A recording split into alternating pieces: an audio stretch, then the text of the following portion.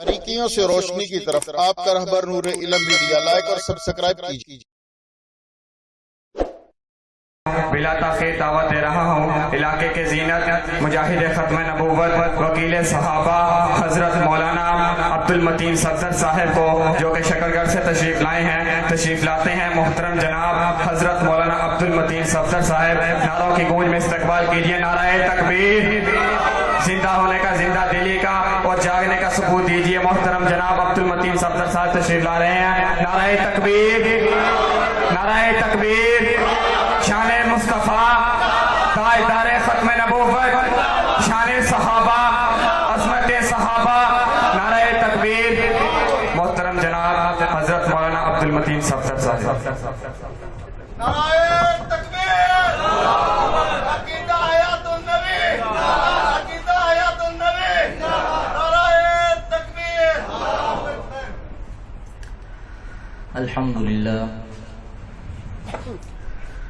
الحمد لله وحده والصلاة والسلام على من لا نبي بعده، أما بعد فأعوذ بالله من الشيطان الرجيم، بسم الله الرحمن الرحيم۔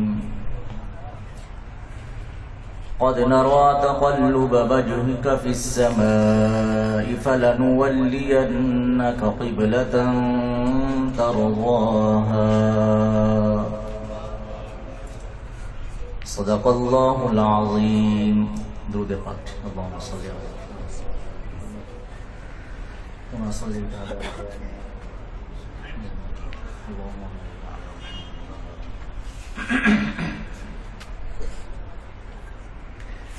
انتہائی قابل صد احترام علماء کرام، سامعین گرامی قدر، میرے معزز دوستوں، بزرگوں اور بھائیوں،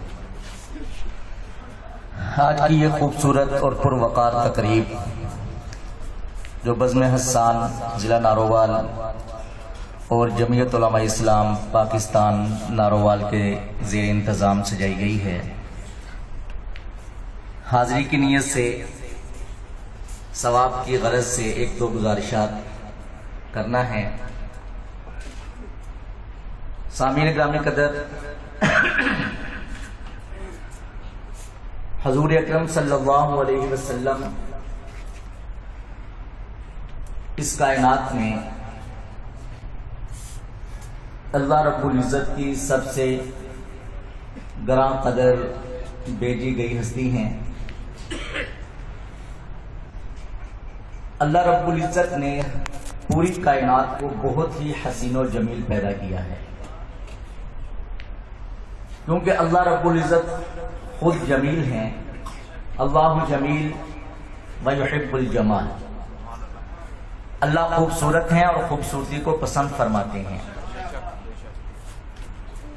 اور خوبصورت ہیں اور خوبصورتی کو ایسے پسند کرنے والے ہیں کہ ہر چیز ان کی دسترس میں ہے۔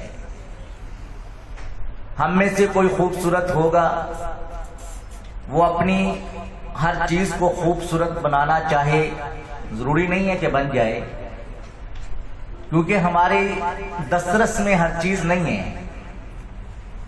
اللہ وہ ذات ہیں کہ جن کے دست قدرت میں ہر چیز ہے۔ انہوں نے اپنے حوالے سے بتا دیا کہ میں جمیل ہوں اور جمال کو پسند کرتا ہوں۔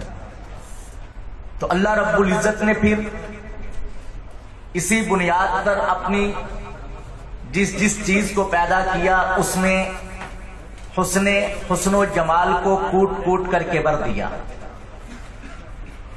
ایک اس کی مثال آپ کے اوپر نیلی چھت والا آسمان ہے۔ آپ جب سے پیدا ہوئے، جب سے شعور سنبھالا، آپ اس کو دیکھ رہے ہیں۔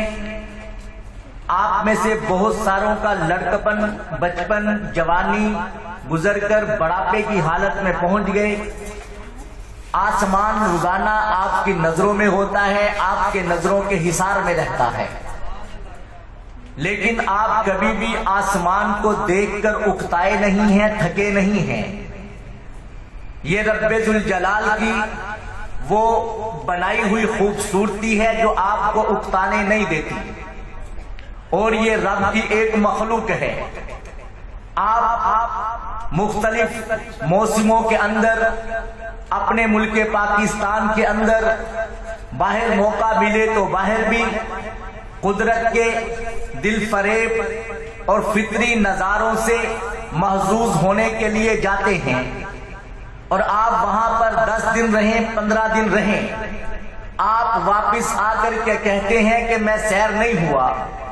قدرت کے ایسے حسین اور فطرتی مناظر جو آپ کو اکتانے نہیں دیتے، یہ رب کی بنائی ہوئی خوبصورتی کا ایک اظہار ہے، اور یہ رب کی مخلوق ہے۔ رب ذوالجلال نے کائنات کے اندر جو بھی فطرتی چیزیں پیدا کی، آپ ان سے اکتاتے نہیں ہیں۔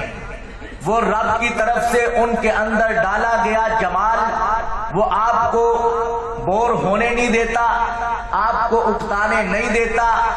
ان ساری مخلوقات میں سے اللہ رب العزت نے انسان کو سب سے اشرف بنایا، اور انسانوں میں سے حضرات انبیاء کرام جو کم از کم 1 لاکھ کتنے ہیں؟ 40 تو نہیں ہے؟ 40 تو نہیں؟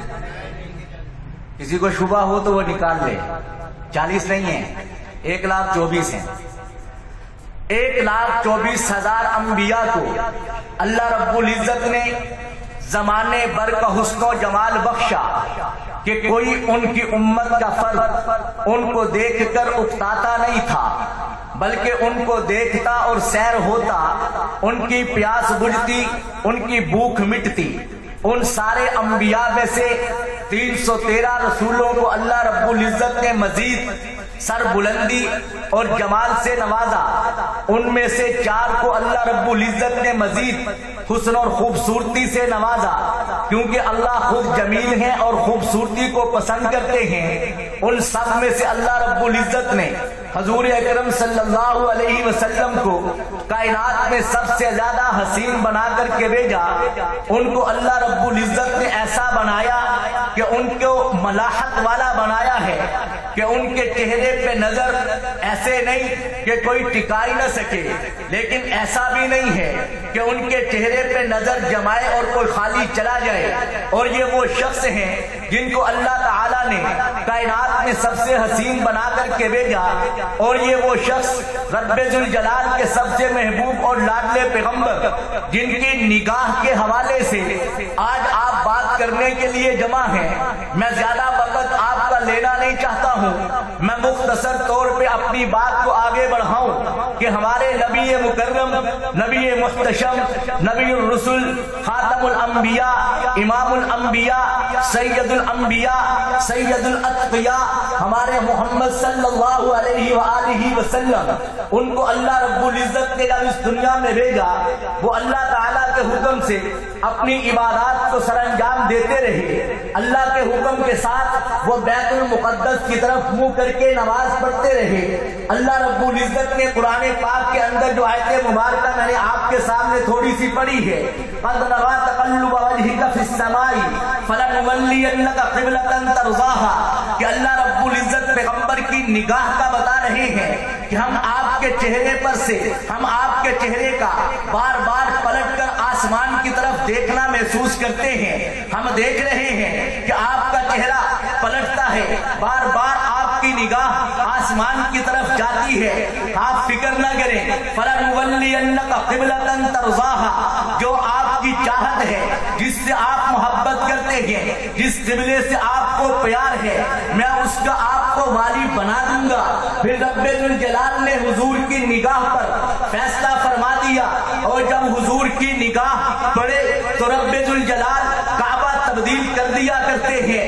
رب ذوالجلال کا وہ پیغمبر جو اپنی نگاہ کے ساتھ کعبۃ اللہ کا رخ تبدیل کروا دے، اس نگاہ کا کہنا کیا ہے؟ جو اللہ رب العزت کی عبادت کی سائڈ کو تبدیل کر دے، اس کے لیے اللہ تعالیٰ کی مخلوق کے دلوں کا اپنی نگاہ کے ساتھ تبدیل کرنا رب ذوالجلال نے کون سا مشکل کر دیا ہوگا؟ کوئی مشکل نہیں تھا۔ پیغمبر کی نگاہ جب آسمان کی طرف اٹھی تو قبلہ بدلا۔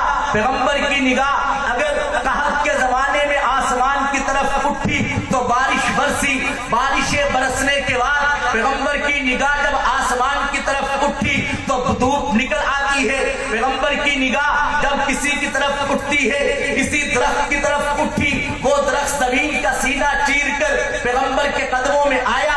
पैगंबर की निगाह जब किसी जानवर पर पड़ी तो वो जानवर पैगंबर की अजमत, खत्म नबूवत और रिसालत की गवाही देता दिखाई देता है।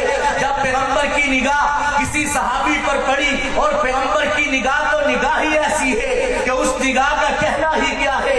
वो पैगंबर जब किसी को निगाह भर के देख लेता है, और वो पैगंबर निगाह भरने के साथ जब उसको अपना कर लेता है, जब उसको अपने दामन में ले लेता है, जब पैगंबर उसका हाथ अपने हाथ में लेकर उसको अपनी निगाहों का असीर कर लेता है, जब पैगंबर अपनी निगाह के कैद खाने में उसको कैद कर लेता है, जब कोई पैगंबर की निगाह के कैद खाने में महसूर हो जाता है, फिर दुनिया उसको आम आदमी नहीं रहने देती, फिर रब्बे जुल जलाल उसको आम आदमी नहीं रहने देते, फिर रब्बे जुल जलाल पैगंबर की इस निगाह की बरकत से उसको कभी उलाइका हुमुल मुमिनून हक्का कहते हैं, कभी उसको उलाइका हुमुल फाइजून कहते हैं, कभी पैगंबर की निगाह की बरकत से उसको रज़ियल्लाहु अन्हुम व रज़ू अन कहते हैं, कभी उसको पैगंबर की निगाह की बरकत से उसके दिलों का इम्तिहान लेकर उलाइका लज़ीना इम्तहनल्लाहु कुलूबहुम लित्तक़वा का सर्टिफिकेट जारी करते हैं। कभी पैगंबर की जब निगाह पड़े तो पैगंबर की तो निगाह ही ऐसी है, जब किसी पे पड़े उसको सहाबी बना देती है, और सहाबियत ऐसा मकाम है, ऐसा रुतबा है कि जब तक किसी की निगाह पैगंबर पर न पड़े या पैगंबर की निगाह उस पर न पड़े, वो सहाबी बन ही नहीं सकता। सारी दुनिया एरिया रगड़ ले, पैगंबर के सहाबी के मर्तबा सहाबियत को नहीं पा सकती है। ये सिर्फ पैगंबर की निगाह का कमाल है कि अगर उसको पैगंबर की निगाह ने देख लिया तो वो इस एजाज को हासिल करता है। अगर पैगंबर की निगाह अबू बकर पर पड़े तो वो सिद्दीक तो बनता है ना जी। जब पैगंबर की निगाह उमर पर पड़े तो वो सिर्फ उमर नहीं रहता, फारूक आजम बनता है। जब पैगंबर की हया वाली निगाह उस्मान पर पड़ती है तो वो जुन्नूरैन बन जाता है, हया वाला बन जाता है। जब पैगंबर की शुजाअत वाली नजर अलीउल मुर्तजा पे पड़े वो अशेरे खुदा बन जाता है। जब पैगंबर की जुर्रत वाली निगाह सहाबा पर पड़े वो जुर्रत वाले बन जाते हैं। और ये पैगंबर का फैज आगे बढ़ता चला गया। पैगंबर ने अपने सहाबा को अपनी निगाह से कैद करके, उनको अपनी निगाहों का असीर करके उनको इस्लाम की अजमत के लिए खड़ा किया। ये पैगंबर की निगाह का फैज था, पैगंबर की नजर का फैज था कि पूरी दुनिया के अंदर सहाबा पैगंबर के दीन को लेकर के फैले हैं। ये पैगंबर की निगाह नबूवत का कमाल है। और फिर पैगंबर की निगाह नबूवत सहाबा तक महदूद नहीं है, आप इससे आगे बढ़े। इमाम आजम इमाम अबू हनीफा इस निगाह के असीर नजर आते हैं। आइमाए किराम सारे इमाम फजू अली सलाम की निगाह के असीर दिखाई देते हैं। आप आगे बढ़ते चले गए, अपने जमाने का इमाम इब्ने तैमिया हुजूर की निगाह का असीर दिखाई देता है। इमाम गजाली हुजूर की आंखों के असीर दिखाई देते हैं। शेख अब्दुल कादिर जिलानी रहमहुल्लाह पैगंबर की निगाह के असीर दिखाई देते हैं। वो पैगंबर की निगाह का फैज है जो बढ़ता चला जा रहा है। वो सारी सदियां क्रॉस करता करता शाह वलीउल्लाह मुहद्दिस देलवी तक पहुंचा।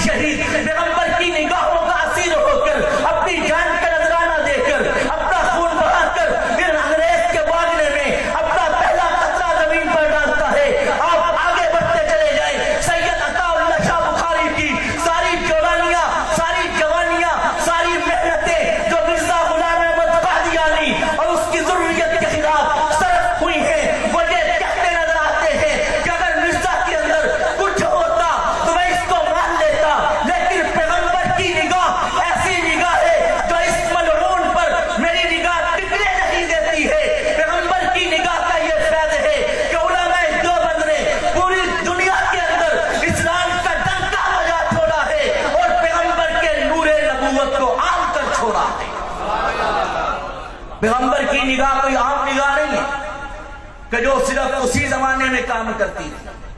پیغمبر کی نگاہ، اس نگاہ کا فیض آج بھی کام کر رہا ہے.